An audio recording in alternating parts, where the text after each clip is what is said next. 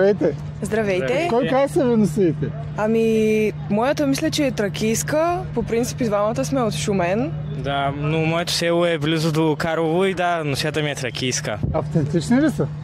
Ами, не знам, моята е подарък от баба ми. Нямам идея от кога е и дали е автентична. Моята също е подарък. Не съм се интересувал дали е автентична, но си я харесвам, даже и да не е. За първи път ли сте в Жирен? Да, за първ път сме тук, но ние бяхме само днес. От сутринта сме тук. До година със сигурност ще дойдем от петък. Браво на вас. Мислим, че много пожелание сме. за българите и за България.